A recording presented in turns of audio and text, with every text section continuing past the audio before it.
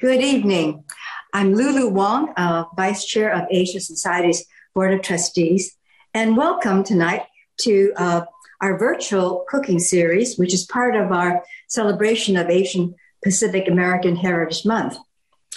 For the complete list of Asia Society's AAPI content, please go to asiasociety.org and you'll see both current and past videos, programs, podcasts, all of which showcase the great contributions of the AAPI community to building America. This evening, we have the honor and the treat of hosting none other than Chef Ming Tsai, who really needs no introduction. He is the iconic introducer of Chinese cuisine to America.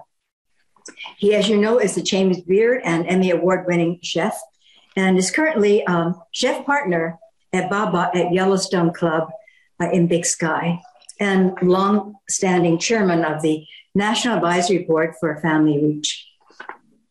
Now, Chef Tsai is the author of 5 cookbooks. I have all 5 of them, and I'm sure many of you do too. And he recently completed his 18th season as host and executive producer for the PBS TV's Simply Ming. So many of us have planned our evenings around Ming's program. The Asia Society programs in this virtual cooking series will be dealing on the versatility and universality of rice across Asia, featuring discussions on the ingredient significance in history, and also including step-by-step cooking tutorials. And we will be treated to that by Ming tonight. Rice, as you know, is a staple food for over half of the world's population. It's also a very important export for Asian countries. The harvesting and the consumption of rice traces back more than 10,000 years across East Asia and has spread to the rest of the world. There are festivals throughout Asia celebrating the rice harvest, and the consumption of rice has shaped cultures and dietary habits throughout the world now. There are so many popular rice dishes, and they range from the sweet to the savory. They range from fried rice to sticky rice, my favorite, and from sake to biryani. Last week, we had the pleasure of hosting Chef George Chen, who's the founder and executive chef of China Live in San Francisco, and that was hosted by Asia Society Northern California. Next Friday, Asia Society Philippines will host Chef Kenneth Cacho, the country executive chef at Unilever Food Solutions. So you can see our series ranges far and wide across Asia Society centers. But tonight, let's focus on Chef Ming Tsai and watch him prepare his signature Mings Bings with a brown rice wrapper and then lobster and fried pork rice. My mouth is already watering me. So without further ado, please join me in welcoming Chef Ming Tsai. Thank you. Thank you, Lulu. And it's such an honor to be here with you all. So thank you all for joining. Happy AAPI month. This is a fantastic month for all of us Asians. And, you know, particularly now what's been going on in this world, we all know it's a little bit crazy. Particularly for us Asians with all this Asian hate. And my answer to it all is just sit down at a table with good food, with, of course, friends and family, but then more importantly, with people that may not see eye to eye with you, and maybe people that actually, for some reason, don't like us, because I think that's the only way we'll get to make some resolution. So, and that's what I could do. So without further ado, I'm going to start cooking. I'm going to first get some Mings Bings. And let me tell you what we're doing here. So I'm going to look at everyone right now. Who's actually cooking with me? I'd like to know. Anyone? Raise your hand if you're cooking. Or I'd really be curious to see. Can I not see everyone? I can only see 5 people. Why can't I see all these participants? Is that not possible, guys? Oh. So Sanjeev, can you get me so I can see the participants? I'd love to be able to see everyone. Is that possible? Let me ask Oscar, is that possible? It's a webinar. If it's not possible, then that's okay. I can cook and drink my wine by myself, but I like to see other people. Keiki, can you help out here? I see there's all these participants. Click on participants, and then it's only names. You see panelists and then attendees. You see the attendees; they have their hands up. Yeah, I see that, but I don't see. I like to see their faces. Yeah, I see their names. It looks like those three are cooking along. We have Andy, Jan, and Janet all cooking along. Right, but I love to see people's faces. How does that happen? Anyway, if it can't happen, it can't happen. I will continue on. Next time we'll do it again with you, Ming. We'll have faces. Well, I thought that was the whole point. But anyway, so we're going to make some fried rice. Chao fan is by far probably the most cooked dish I've ever done. And literally when I was 10 years old, I made my first fried rice by myself. My parents weren't home. And I'll tell you that story in a second. But fried rice to me is home. Fried rice to me is family, friends. Fried rice to me is also incredibly, usually easy and usually very inexpensive. The one kit, the one recipe I'm doing that happens to also have a kit at Goldbelly is actually a lobster pork fried rice, which is not inexpensive, but it's really, really delicious. But before we do that, I just want to talk to you about just 2 seconds. So here's a dianxing. These are bings. So for those that have been to China and Taiwan, and everyone knows what a bing is, right? At least Chinese we do. Cungyou bing is scallion pancake. That's a bing. There's also sheer bing. Sheer bings are stuffed, usually hockey puck shaped bings, usually ground pork. There's also jian bing. So in New York now they even have it, right? It's kind of the Chinese crepe, if you would, and they fold stuff. That's also a bing. So what's a Mings Bing? Same idea, except I made a gluten-free brown rice wrapper, and I'm stuffing it with all different types of flavors. So if you do have some bings, the best way to cook them is in the air fryer. And I actually already have some in the air fryer going. It's 16 minutes in the air fryer. They're so easy. You can do 20 minutes in a saute pan or 20 minutes in an oven, just as easy. So I'm going to go ahead and grab those because I want to just show you how beautiful they cook in an air fryer. All right, give me 2 seconds here. So this is my favorite of all bings, and I'm going to show this to you up close. You guys get a good shot of this? Can you guys move the lobster? So this is, you can see how and hear how crunchy these are. So this is the original 8 veg. Right? Off camera now. So this is on the second camera, guys, right? So this is watercress, shiitakes, garlic, ginger, onions. I love them because they're super, super crunchy. And I'm going to make just a really quick dipping sauce right here for you all, which is literally the simplest sauce that I've ever made, which has 2 ingredients. And then if you like spicy, hot sauce. So here I'm using just Tamari. So this is what I'm calling the dim sum dipper. Tamari, of course, is gluten-free soy sauce.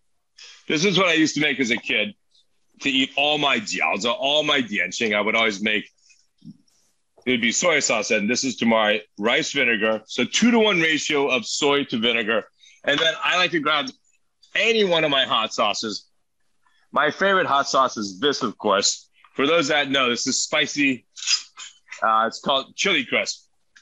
I don't work with this guy, Long Dao Mao, but I love. This is a great chili. For those that may not know it, it has. Have you had this before, Lulu? That's fantastic. It's got crunch to it. It's got soybeans, la jiao. It's amazing. So that is by far. And if you don't have chili crisp, don't worry about it. You can use, sambal. You can use sriracha. You can use your favorite hot sauce. Frank's hot sauce. All would work.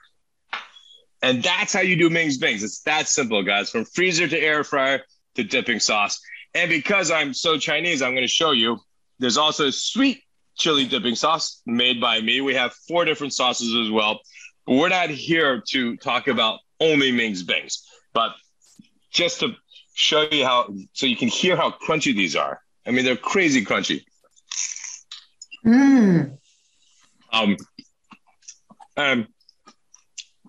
I know they're good because my parents like them. especially my mom.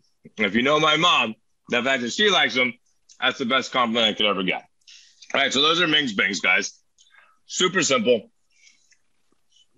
And for those that, I encourage you to try them. For those in the East Coast, we're Roach Brothers, Wegmans, Dave's Market, Market Basket. We're slowly getting into Whole Foods. But one thing you can definitely do. Say again, Lulu? We have a question. Someone wants to know how we make the filling for Mings Bings. How you make the filling for Mings Bings? You don't make the filling for Mings Bings. You buy Mings Bings. I make the filling. But what's the person asking? What's the person's name? Rama wants to know. Rama? So Rama, when you start marketing Rama Bings, you get to make your own filling. Cool. And I'll look forward to trying that. But if you were going to make your own, that filling, it's equal parts of watercress, shiitake mushrooms, garlic, ginger, onions, pepitas, and edamames. All wok stirred together with tamari.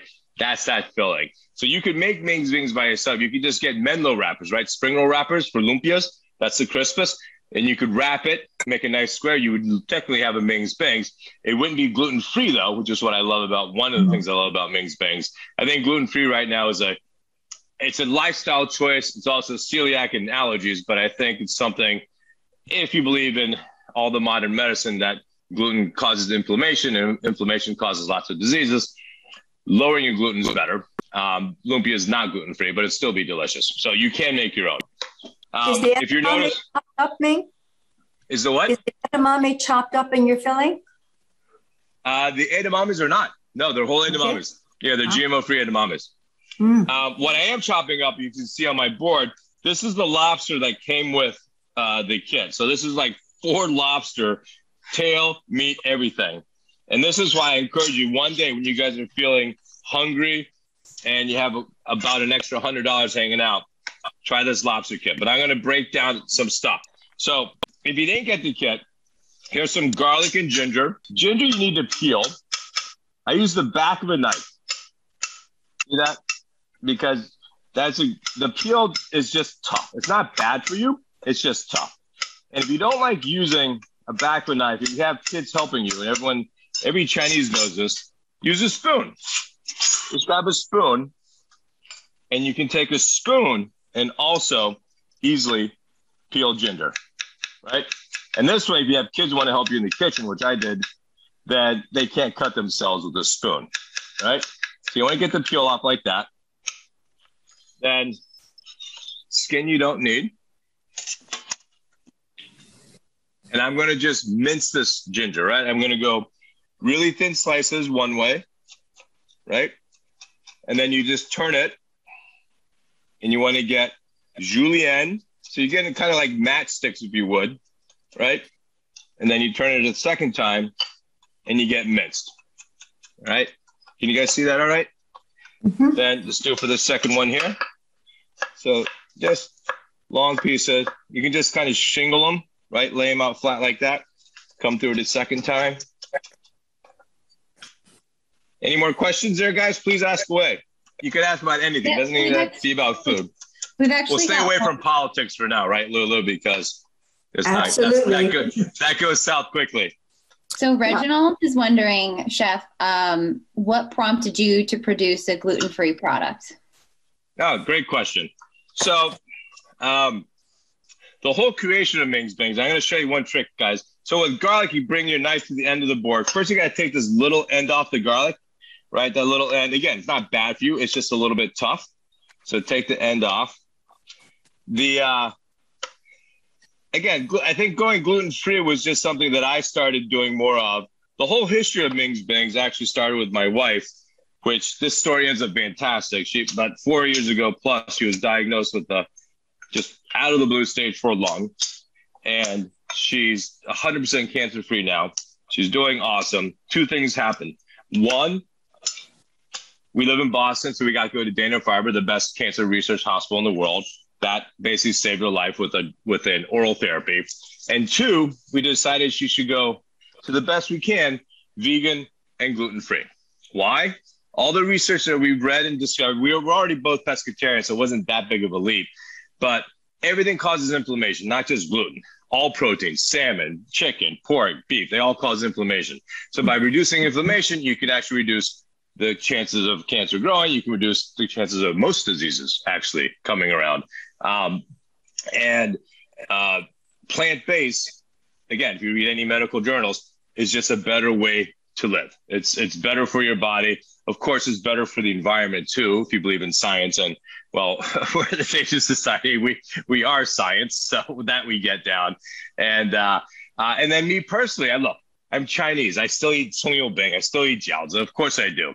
But when I can, for example, my own regimen is I eat vegetarian till dinner, which is really easy to do, right? Vegetarian all the time, impossible. I'm a chef. I can't do that. But vegetarian till dinner, piece of cake, literally. And I just don't eat a lot of bread, right? I mean, I'd rather get rice in me or noodles in me. Noodles, of course, I try to go for rice noodles. So I try to eat the gluten-free version, not dieting. I mean, rice is not a substitute. Rice is my life. So for me, that's fantastic. And rice noodles, I love, right? Chalfa and all that. And, but I just think vegetarian till dinner is an easy way to think about a healthier lifestyle. And honestly, when I developed Mings Bings, the hardest part of Mings Bings was actually the wrappers, developing the gluten-free wrapper. It's hard to have a wrapper that's gluten-free that actually gets crispy. And that's one of the things we love about it. All right. Awesome. We actually had one more question. Anyway, so to finish a quick story on the creation of Mings Bings, so I needed to find something that I could feed my wife when I traveled. So I would go to the veggie patty market at Whole Foods or whatever, and I would look at the market, and they would have nothing. They would have Boca Gardens and Dr. Prager's, which are these hockey puck, literally dry, emulsified chickpeas or edamames or beans, not very tasty. You need avocado, lettuce, and tomato and sauce and bun. And I'm like, these are horrible. I want to redefine this market. I want to redefine the veggie patty. And I flipped the paradigm, put the emulsification on the outside, hence the development of the wrapper, and then just filled it with lusciousness. But besides the 8 original veg I just showed you, we have 4 of the Western flavors, because I really want this to be something for the masses, not just for people thinking about Asian food. I never want these by the dumplings, for example. I actually want Mings Bings more in the hot pocket section and the snack section. So we have a cheeseburger, a sausage and pepper, a fiesta chorizo, and a buffalo cauliflower. All the meat ones are made with uncut. It's a plant-based protein made from GMO-free soybeans. They're the 3rd largest of all the plant-based. Everyone's heard of Impossible and Beyond. Uncut's the 3rd largest. All right, so I just minced the garlic and the ginger here, guys, right? Then what I'm going to do, I'm not going to mix them all. I'm going to take my scallions. So one thing about scallions is the white part is much stronger, right? Meaning stronger in flavor.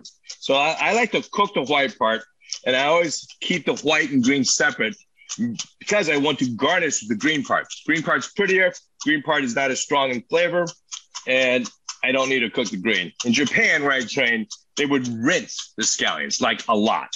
I cringed because they would use, 100 gallons of water just to rinse scallions. I'm like, this is such a waste of water, but they've changed that. So here's step 1 to start this lobster fried rice cooking, guys. Here I have a little bit of butter. It's a lot of butter, but guess what? This is a luxurious dish. This dish will feed about 8 people. I'm going to put in this 4 tablespoons of butter, half my garlic and ginger that I just minced, all right? Half my garlic, half my ginger, and all of the scallion whites, all right? So again, the stronger part of the scallion, all the white and then kind of light green are going to go in here. And all I want to do is we're going to just sweat this down to cook the garlic and ginger and scallions to make a really delicious butter. And we're going to then add the lobster and turn it off. We're just going to heat the lobster with just warm butter. All right, so get this back here. Okay. No questions so far, I presume, right? Lulu, any questions? How are we doing? So far, so good. How much do you cook, Lulu? A lot. Cook Western. How do you make your chao fan? Pardon? How do you make your chao fan? Do you have a family recipe too? I love to do with leftovers. Each time the recipe is different, but I find the one thing that helps to hold the rice together is put some hoisin sauce in. it takes the savory and the sweetness of whatever ingredients you have. Interesting. Okay. Zucchini. Yeah, go ahead, KK.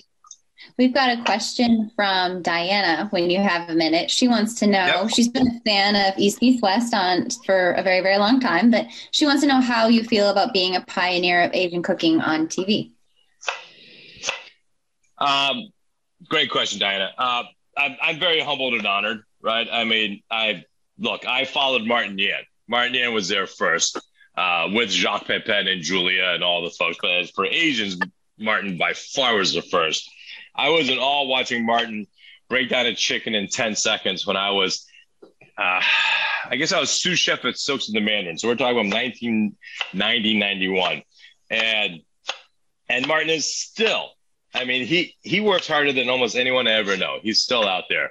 And so he certainly paved the way. And I would be remiss if we didn't mention Joyce Chen, who happens to be in the Globe just today, or New York Times too.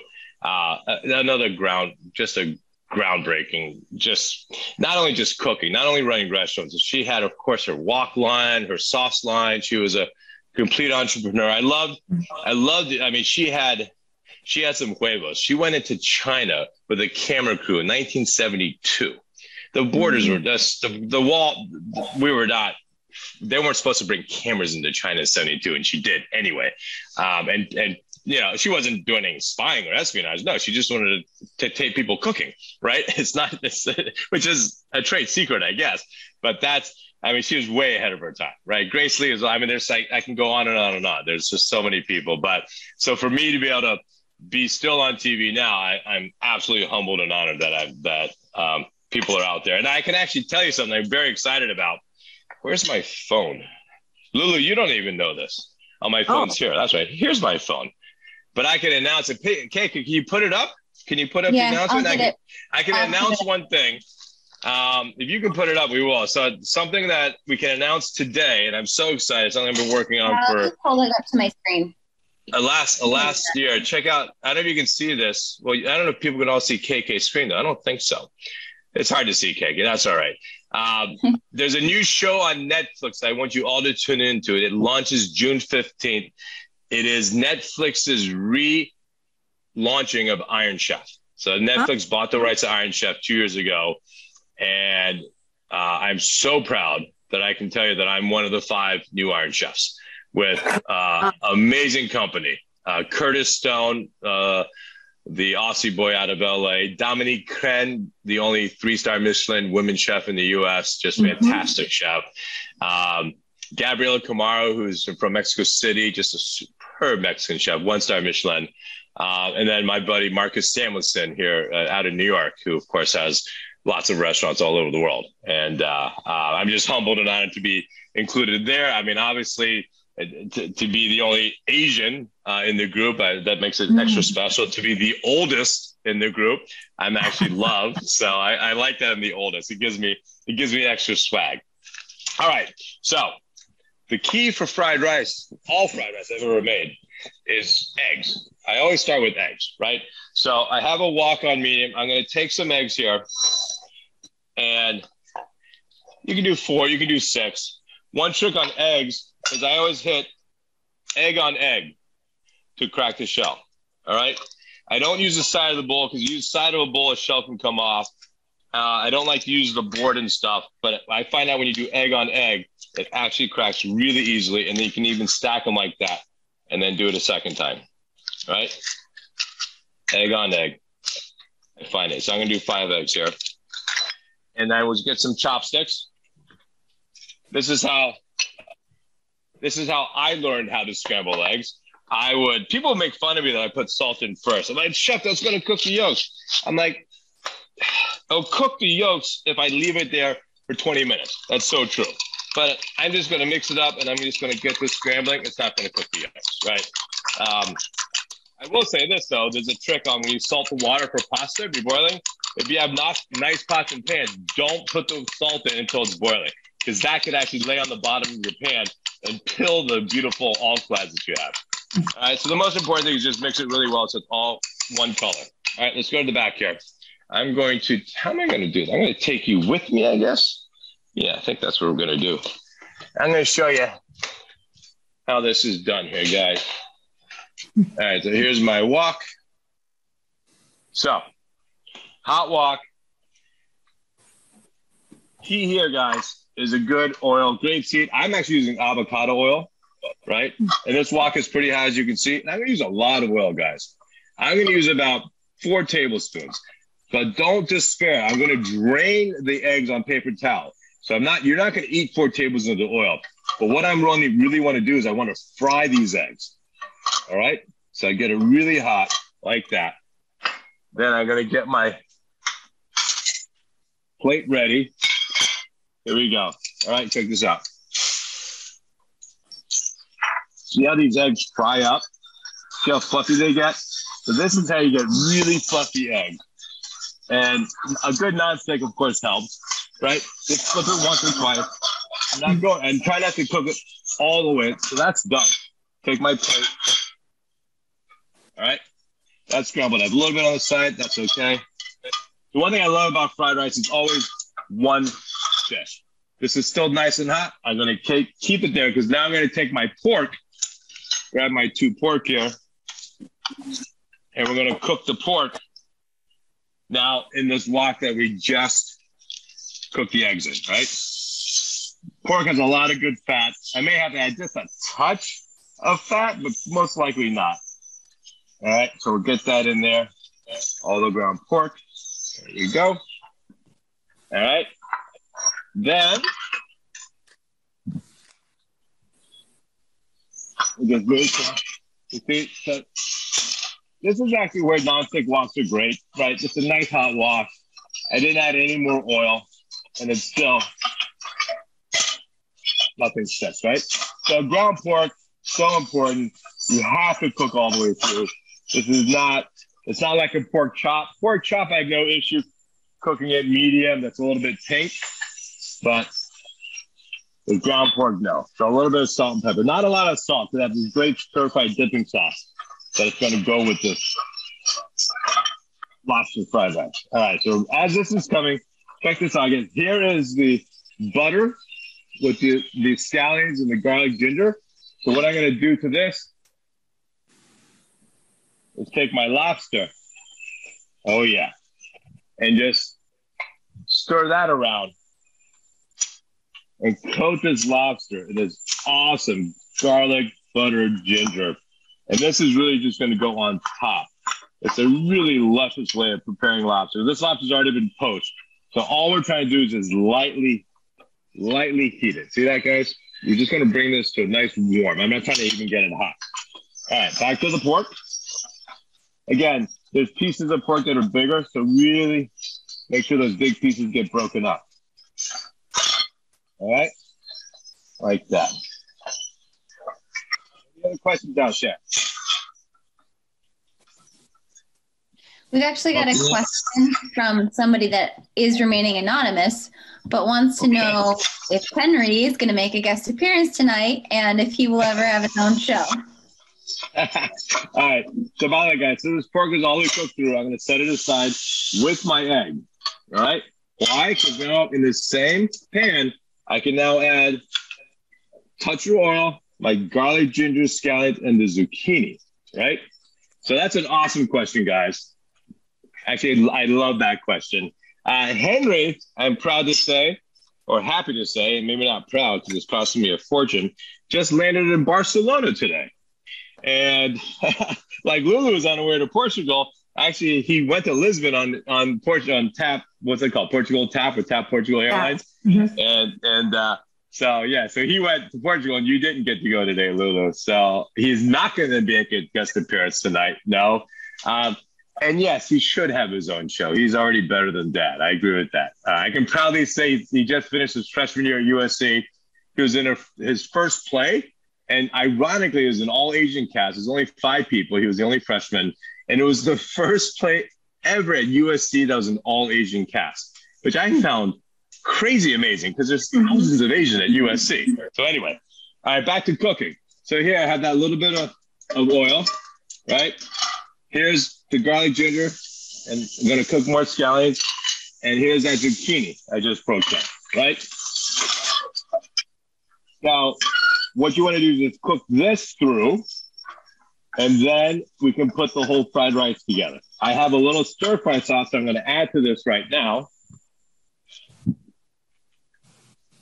Again, this came in the kit. This is a nice spicy, not too spicy, soy sauce, touch of vinegar, and it'll really give a great umami to this zucchini. All right, so we're going to let that cook. And I have backup sauce because once you add the rice and everything, you want to make sure you have a good balance. But here we do have the edamames, which I love. Edamames for me is like pure protein, with really not adding much other, certainly not a lot of fat in edamames, which I love. And one trick I'm going to show you with the rice is, I'll do it up front because I have a board here, is take the rice. I learned something about fried rice. I don't know if you know this, Lulu. So Chinese, we've been using leftover rice forever. That was the creation of fried rice, right? We had leftover rice, leftovers, we put it together. So I'm at Din Tai Fung, Beijing. First time I've been to Din Tai Fung, Beijing. And their rice is ethereal. Their rice is so light, the fried rice it is. So light, so delicious. Just danton, fine. It was just scallions, garlic, ginger, egg. But I couldn't believe how light it was. And I started watching them cook because they had glass. They were using hot rice. So they weren't using leftover rice. They have a big old thing of rice. So that's how I do it from now. And they're claimed, and I asked the chef, and he's like, when you use hot rice, you don't use as much oil, and you can just go ER sun, and it's done. So to that note, here's the brown rice, house rice that if you didn't get the kit, I'm going to nuke it for just a minute and a half in the microwave to get it hot. I do that too. That's one of my tricks. Wow, great minds think alike. I have the same mind capacity as Lulu Wong for a split second. That makes my day. I'm copying you. No, I don't think so. I don't think so. Din Tai Fung's been along. I've been around a lot longer than I have. All right, let's check out our zucchini edamames here. All right. So this is looking luscious, right? Look at that. So, but you don't want is too much sauce, right? You don't want to get the fried rice too wet. So this is looking good. The zucchini just has to cook through. And when you cook zucchini, of course, some liquid comes out. So it's getting a little bit wetter, but it's fine because we're going to combine all together with this rice, which is ready in a minute. What are the questions? Anyone else have a question? You had a question? We have a good one. So Reginald is asking if there's any difference between cooking your eggs in butter versus olive oil or avocado oil like you did. It's better with butter. I made eggs this morning, scrambled eggs with butter. Butter's not vegan, right?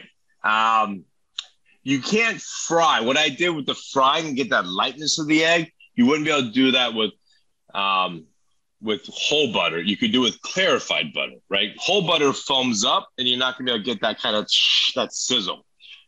Olive oil, extra virgin olive oil, I wouldn't do it because you saw how hot my pan was, and that oil smoked a little bit, just a touch. If that was extra virgin olive oil, it would have smoked up a ton because the burning point of extra virgin olive is much lower, 20 to 30 degrees lower than the grapeseed or an avocado oil or soybean oil. So that's why I have peanut oil too, but no one uses peanut oil anymore because of allergies. So you want a high smoking temperature to be able to fry your eggs for lightness. That's a great question, though. That's really important. I love extra virgin olive oil, but I use it for drizzling on top of carpaccios or finishing a salad or on top of beef or whatever. I don't cook with extra virgin olive oil. Having said that, olive oil blends, the second press of olive oil as well, the pumice, those are fine.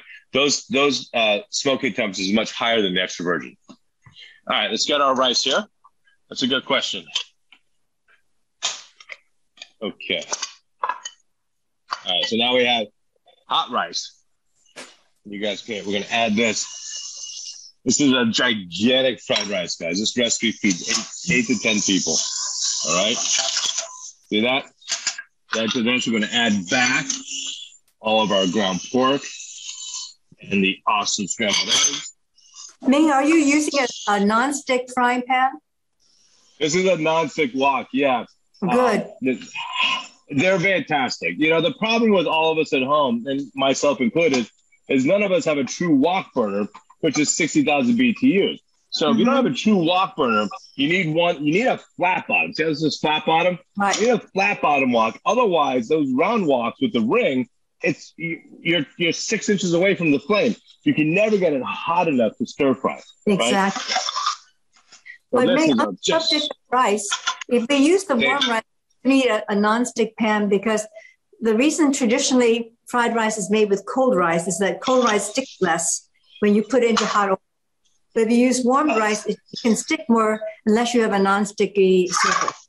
Right, and or if you had your filling, it's like I did. I had I had onions and zucchini already there. All right, so this looks pretty darn close. I'm gonna probably just add just a little bit more of this sauce, just a touch. All right, that's it. Because what you don't also want is wet rice. This is looking good. So if I had the time, and this is what my dad would always do, and this is what, to your point, Lulu, with a nonstick, what I would do if I had family and time, I would do this and spread it thin, and I would turn it to low, and I would let it sit and get guava, right, cocon. I would get the bottom crispy, and that's awesome. But you have to really watch it, and it takes 20 minutes though on super low. In this instance, we're not doing that because we have a hot fried rice. So let's go back to the counter. And I'm going to plate this up. This is very proud. I got this from my yaya nana in Taipei a long time ago. This is why I said this can feed 8 people, if not more. 8 large people. Right? I mean, look at all of that. Crazy amount of fried rice. All right? Then you can't forget our awesome butter poached ginger lobster, right? Ginger garlic scallion lobster, all on top. So this would not be considered peasant food, peasant fried rice. This would be after you, I don't know, dedicate a building at Wellesley College, for example, fried rice, right, Lula? Absolutely. Something like that. Something like that, right? I mean, crazy amount of lobster. For Jan and Janet that are cooking along, just wanted to see how things are going. If you could drop something in the chat. Oh, I would love to see what you're doing. I love to see your dishes. And then also we have just a little bit of sesame seeds. These have been toasted. I think everything is better with sesame seeds. Just like that, guys. And there you have it. This is our... Beautiful. That is our lobster and pork fried rice. Let me get my other camera to show. I would love to see other people's, the ones I cook. I'd love to see what happened there. Jeff, looking GBD. Looking GBD? That yes, I'm just using your phrase from Simply Ming. My son who watches the show with me, Chef, he always uses GBD. Golden, beautiful, delicious. Brown and delicious. Let me see if I did it. Let me see if I did a good job, shall we? Good swell, as they would say. Mama hoo-hoo. Looks so good. Sauvignon Blanc would be my recommendation. My wife and I have been huge fans of all the new style, meaning New Zealand, South African, Australian. Why? Stainless steel only, no wood. So super bright acid. You saw how much butter went into the lobster. Pork is not a light protein. This is fried rice, but it's rich. And I think in this instance, go with a really bright, high acidic. This has lime and lemon notes and lemongrass notes. There's a perfect partnership with this dish because it can cut through all the fattiness. So gambe. So we're not going to get to see these other people's, are we? That's okay. We're actually working on promoting them to panelists so that they can show you their dishes. So John's working on that right now. We have a quick question from Stephanie, she wants to know what brand of condiments you prefer for tamari and soy sauce and chili crisp and rice. Just what are your favorite brands? Great comment. Great question, actually. And I can tell you, I don't work for any of these people, so this is just complete non-endorsement. But I'm Chinese, but I use a lot of kikkoman. I really do. Kikkoman has this is their tamari, so gluten-free. Mm-hmm. And we've been using gluten-free tamari in my restaurants because of all my work with food allergies. It's really hard. If you're using soy sauce in a Chinese or Asian restaurant, that's gluten. So almost every other dish has gluten. So by eliminating soy sauce and using tamari, much more accommodating. And you don't really lose flavor. It's a little saltier than soy sauce, a little less sweet. So I just use a little less, which actually is good for your body as well. So I love kikkoman. I do love Nakano makes a great rice vinegar. Kikkoman makes a great rice vinegar too. This one I like particular. I've showed you this spicy chili crisp, right? Longan Mao spicy chili crisp. Like $2.99, Chinatown. I literally bought a case. I literally had 128 of them, and I have 4 left. I mean, with my kids and I, like 2 tablespoons at a sitting. It's so good. And then, of course, Mings Bings dippers, duh, my sauce line. I have a dim sum dipper. You saw Jesus make it live. I actually have a dim sum dipper. I have a sweet chili sauce. We have what's called 8,000 island dressing. These were all created. So here's my 8,000 island. Mm-hmm. Actually, you'd appreciate this story. For those of you who've been out west and have been to In-N-Out. In-N-Out's an awesome burger chain. They're famous for their double animal style. Animal style is an animal sauce, which is like 1,000 island. So I have my Filipino chef, which is a country of 7,982 islands, helped me develop this, so we call it, in honor of her, 8,000 island. It is vegan. And this is what the dim sum dipper, and this is what we literally just made, tamari, rice vinegar, and sambal. All right? So there's a huge self-plug. And I see, Janet, are we getting a picture of people's food? Hi, Janet, how are you? I see my food in my elbow. You're on mute, Janet. Oh, yeah, Janet, you're on mute. Oh, sorry. I didn't get to cook along, but I'm taking notes and loving it, and I hope to get it soon. Sorry. Okay, yeah, no worries. Any other questions? Go ahead.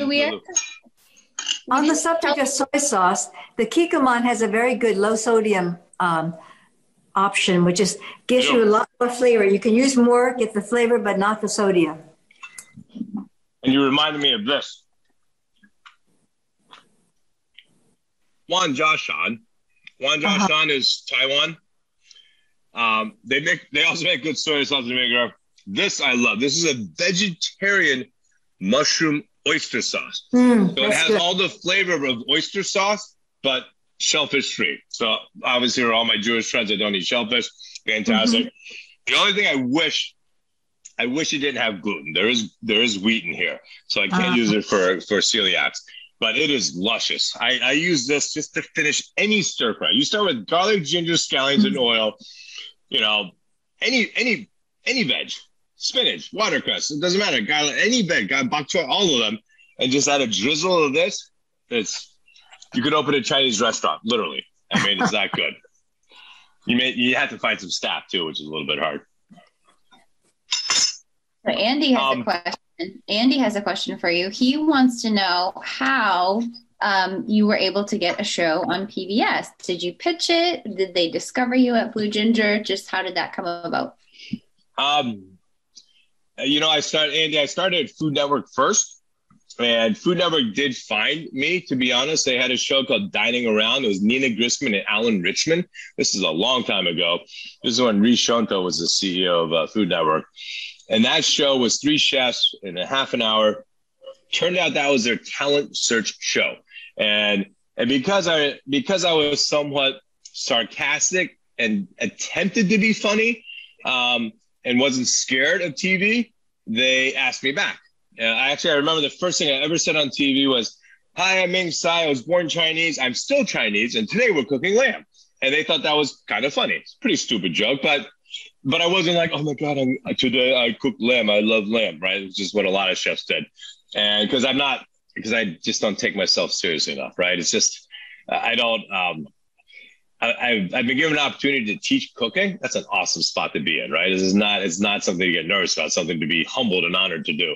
So I love doing it. And I have this personality. I love connecting with people, and I love making people happy with their food. And so Food Network happened first, East Meets West was first. And from East Meets West, PBS reached out. It was actually Lori Donnelly, who is still my exec producer, Simply Ming, 19 years in. She asked a question that very few chefs or anyone's asked is, how would you like to be the first chef to take over Julia Child's spot? Because we've not done food TV at GBH since Julia retired. I'm like, oh yes, sign me up. And that's how PBS started. And not this year alone, I'm not shooting. Last year I shot with my son Henry. He unfortunately went to college, so I couldn't keep shooting with him. And then we're working on a couple of new show ideas. So it's basically until TV will not have me, I will continue doing it because I just enjoy it so much. Some people were wondering where to get all of the things that you've been showing, including like the fried rice kit or the Mings Bings or the sauces. Everybody's kind of wondering where to get everything. I love that question. So Mings Bings, go to mingsbings.com, the website, for two reasons. One, if you want to just buy them online, we ship everywhere in the country, and you can get the variety pack, and you can get the sauces. So that's the easiest. It is more expensive when you ship with dry ice and packing, and FedEx, of course, is more expensive, but we're not in every state yet. We did just launch in Target in 340 Targets in the country. That's why you also want to go to Mings Bings, because there's a store locator, so you can punch where you live, and will there be a Target that has it. I'm so proud that they got to Hawaii. It's in 5 Targets in Hawaii, especially because my parents can now go buy them, and I don't have to keep shipping it to them. So that's good, because those $250 a ship by 8 Bings every time, and they deserve it 100%. But $50 a Bing, that's even a lot for a Mings Bings. And but the store locator, if you're in the Northeast, you'll be able to find. We're at Fairway Markets, for example, in New York. We're going to get into Stu Leonard. So there's all these little ones that are still really, really popular. And that's by far the best place. You can also go to Goldbelly. Goldbelly is a fantastic, basic purveyor of chef-driven foods, right? Like Joanne Chang has her cinnamon buns. Lydia Bassan has her red sauce, or so does Rayos. And there's great desserts, great kids, great barbecue. And this particular fried rice is lobster fried rice kit you can get. And you can also get a bunch of bangs. And we also have 3 different pot stickers. We have a braised short rib pot sticker, a red roast duck pot sticker, and a chicken sriracha pot sticker. And I'm probably one of, I don't even know, KK, 100 chefs, or maybe even 200, maybe even more than that now. But Goldbelly is fantastic. Again, it's delivered to your home, so it's not cheap. But the value you get is you get to get Austin barbecue, and you live in New York, and you can't get I don't have a public restaurant anymore. I'm not going to say never, but unfortunately Blue Dragon was closed due to COVID. And the good news, at least for me, is Mings Bings is doing well. So Mings Bings is renting the old Blue Dragon space as our test kitchen. So luckily that kind of worked out. What else can I tell you? I will tell you one more thing, if I may. This is my Be Kind tea that I partnered with Michael Harney and Sons. And first of all, Harney and Sons they are amazing purveyors of tea, right? All over the world. They've been around. His father started it. I started this during the height of COVID, when there's so much Asian hate going on. And all proceeds of any sale of this tea benefits Stop Asian Hate charities. And I can proudly say we raised $25,000 to date with this tea. And more importantly, or just as importantly, it's delicious. It's green tea with lychee and wild chrysanthemum. It's an awesome tea just to drink. But the whole idea, and I have a little blurb on it, is just like I said about food, is we have to sit down and slow down and have a cup of tea with people, right? I mean, COVID has just been disastrous for stuff like that, right? But we need to start bringing people back to the table. Food does it, and tea does it, because tea takes time. So literally, if you have tea with someone, that's a 30-minute thing. You can't just blow them off. Like, yeah, I'm fine. You're going to find out. And I would love to find out why people are hating Asians. I'd love to find out the heart of racism. I don't have the answer. And of course, I'm not going to find out. But I think the more and more people that ask that question, the more and more people discuss that question, maybe more and more people will then see both sides of it, and maybe we can reduce it. If we can reduce it by 1%, then it's worth doing, right? It's just something that has reared its ugly head for all the reasons we know. I'm not going to get into why, but it's here. And unfortunately, for some people, it's here to stay. And we have to get people to the table to discuss it, because I have kids and they're going to have kids and they're going to have kids. And we just can't have racism keep propagating, because it just is. We have to figure out a way to try to lower it, or at least put it back in the can. It's come out of the can and it's really hard to get it back in. So anyway, that's one of the things I've been trying to do. One cup of tea at a time. Thanks. I have go ahead, one. Kristen, go ahead. I was wondering, Chef, if you wanted to just talk a little bit more about Bread for Unity that you did last week, because that was a big project for World Central Kitchen, just with a couple minutes that we have. Yeah, that's a great idea, KK. I'm very proud. I was part of something last week, again, with Dominique Crenn. We were in LA. We had 20 Michelin chefs with us. It was called Bread for Unity. And you could, if you Google Bread for Unity, you can go to the link. It was Dominique Crenn's brainstorm. Same idea I was just talking about this time breaking bread instead of sharing a bowl of rice, right? Same idea that if the world could just break bread, we could have a chance at world peace, right? And, one of the catalyst of it all, of course, is the war in Ukraine. And our mutual friend, who's really the hero of all hero chefs, is Jose Andres. And Jose is the head of World Central Kitchen. He has fed over 20 million people in Ukraine already as of today. Incredible effort. And he's done it all over the world. I've been with him in Puerto Rico. I've been with him in the Bahamas. And those were, of course, hurricanes and disasters. He was at the forest fires in California. He's there. He was in Shanghai and the earthquakes. I mean, he's where there's a disaster.